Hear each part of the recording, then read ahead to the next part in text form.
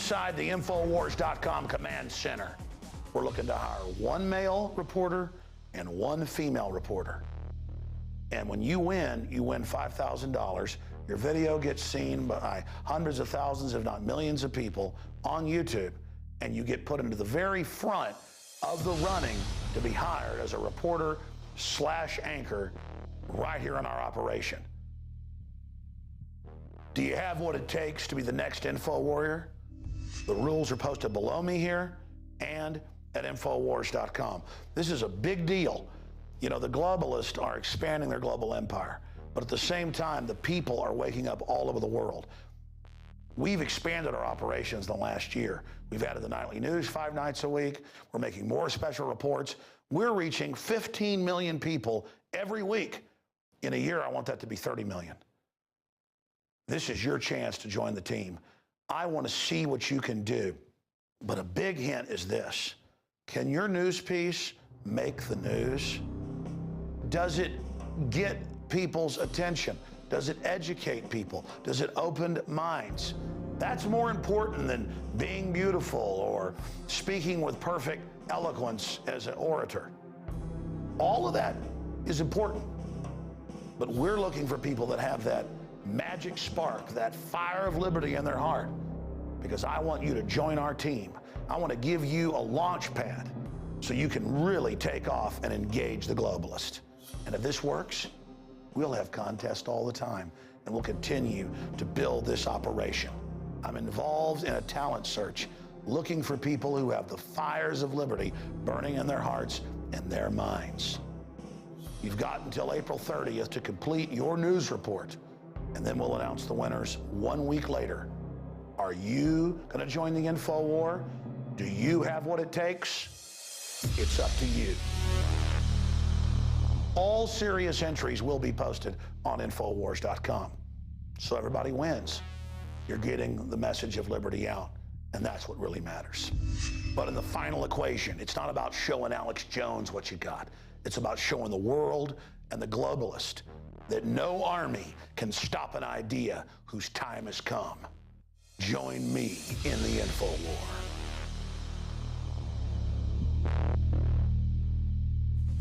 So you say you want to fight the Info War. You say you want to go head up against the New World Order. You can do a better job than Alex Jones? I know you can. And here's your chance to prove your mettle.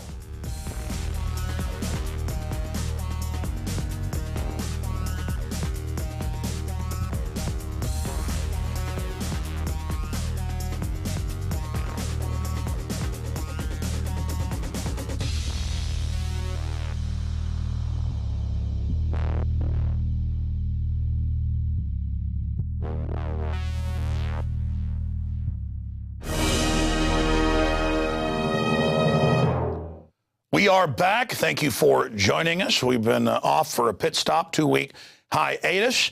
And coming up after our next interview to give us a perspective on the destabilization in the Middle East, we're going to premiere the hour-plus exclusive interview with the founder of the Smashing Pumpkins, Billy Corgan, that we shot about a week and a half ago here at this table. So that's coming up here in about 15 minutes or so. So please stay with us. First off, Syrian girl has been quite a sensation on the internet. She's not like the people that have been caught working for the West who are from England and don't really live in Syria, who've been caught, Syrian Danny and others doing fake machine gun fire and claiming there's dead bodies all around them.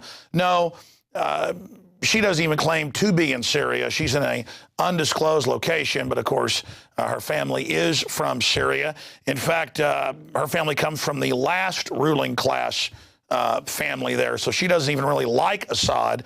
So I thought I would get her on to talk about that and then look at Al-Qaeda on record being called freedom fighters and protesters, blowing up military and police bases a few weeks ago, and the protesters now for 6 months that have been shooting and killing people that Anderson Cooper and others are praising.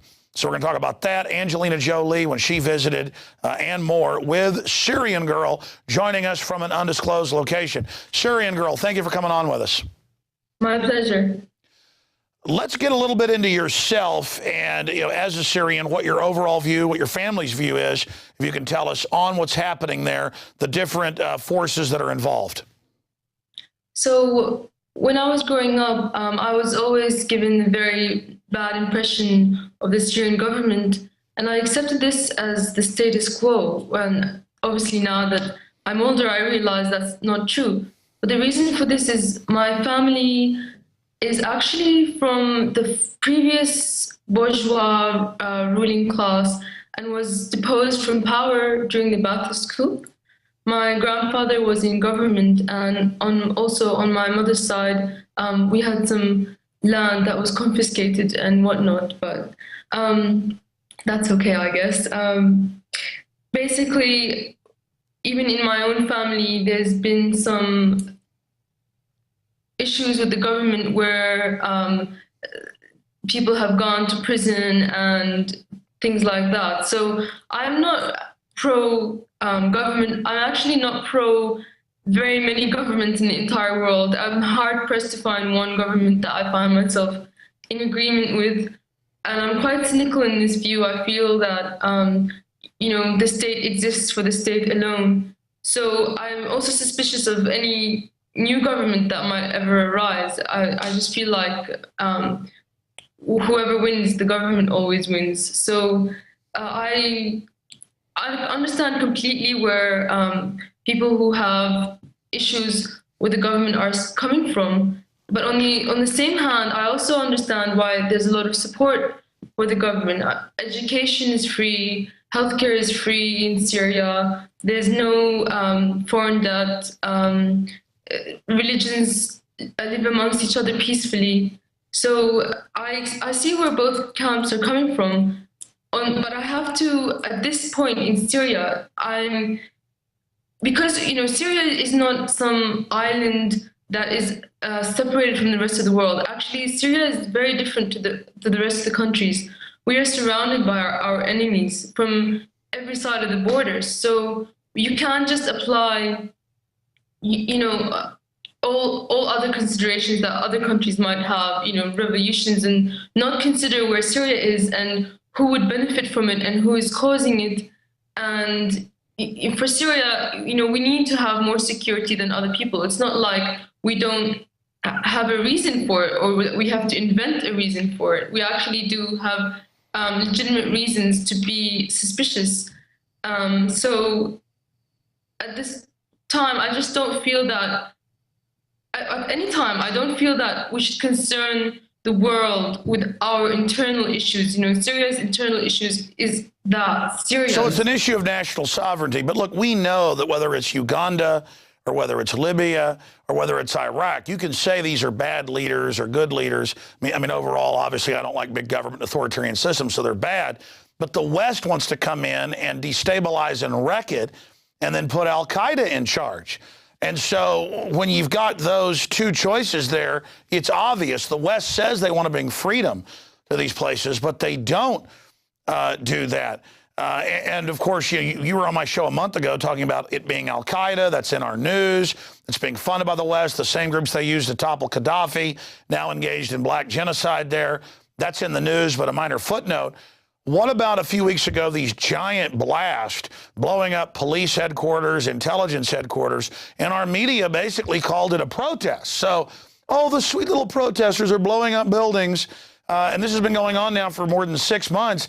I mean, it's just so ridiculous to watch Anderson Cooper all breathless, hyperventilating up there about how he wants to, and of course, these fake reporters they've had that have been caught lying. What do you think of that? I think it's been happening since the very beginning, but only now have they, has the media in the West, I mean, not all media, obviously, but only now is it really coming to light. They've been faking videos. I've got evidence of it, a lot, in friends' channels, in my own channel, of them faking things from the start. But now, it seems that they are actually, well, not now, we know that they've been collaborating with these insurgents. And now Anderson Cooper, he was interviewing this guy called Danny, as you know, and your viewers would probably know that this Danny was caught faking an interview saying that he was under bombardment when really he was, in complete safety, and he was actually faking sounds of shelling. And now Anderson Cooper tried to distance himself from Danny and saying, oh, poor CNN, it hasn't been allowed into Syria, and hence it has to rely on these dubious sources. Well, actually, CNN was allowed into Syria, and this was at the time of the oil refinery fire in Homs. And there was a video that was found that was set up by these insurgents facing the direction of the oil refinery fire 16 hours previous to the actual explosion that blew it up. And actually on this very same video, the voices of CNN journalists, Arwa Damon, I think her name is, and some of her colleagues were heard on this video. So not only were they, not only are they so skewed and faking interviews, they're actually collaborating with people who are committing terrorist bombings. And I can't say how far this collaboration goes, but obviously they knew what was going to happen because they were there, with the camera. So this is not like new. If you remember in Libya, there was one CNN, I have to correct myself, it may not have been CNN, but there was one Western journalist who on her Twitter tweeted that she helped NATO that day because she directed them to a position of where to airstrike. So we're not really dealing with independent media here. We're dealing with enemy media. And some of these so-called media are spies. I know that in Syria, in the same team that Arwa Damon was with, we had former SAS agents. So these guys are, I think it's the Syrian government is actually right in being suspicious of the foreign media. And I'm actually, given their history of supporting militarily the invasions and whatnot, that they should be suspicious of the Western media. Sure, and just to be clear here, the United States has been hijacked by these big mega banks on record. The Economist, Financial Times of London, they brag, oh, Goldman Sachs has conquered Europe. So it's not like my country and even Israel or Australia or England want to attack Syria. No, it's just our name on it. The big mega oligarch banks are using our countries in NATO to go after your nation and selling us that it's humanitarian because, Saddam threw babies out of incubators. Turns out that wasn't true, or Saddam has WMDs, or Gaddafi's got rape gangs out fueled by Viagra. None of that was true. Anderson Cooper has them all on with classic bestial war propaganda. But Anderson Cooper is not an American. Anderson Cooper is a globalist operative. So I want to be clear. It's not that, oh, I'm siding against America with Syria. I don't like Assad, just like your family got run out of there by Assad and locked up. The point is they're not trying to go in and throw Assad out to bring some type of freedom, but to loot the region and put al-Qaeda in charge, who've said they're going to run out the Muslim minority groups and the Christians. So, they're going to put al-Qaeda in there. That's on record to wreck the place when it's an industrialized civilization. And it's the same thing with Iran. And it's Saudi Arabia, that corrupt, not the people of Saudi Arabia, but that a corrupt elite who is backed by the British Empire doing all of this. Israel's involved, not the Israeli people. 70+% don't want to attack Iran and Israel. But our media acts like Americans are traitors if we don't want to attack Iran. Well, the majority of Israelis don't. This is madness by the ruling class that wants all these wars and is overthrowing all these countries by proxy to loot them. Do you agree with those statements, or is there any tidbits you want to add to? You disagree? I absolutely agree with the majority. I might add a few tidbits. I want to definitely confirm and agree that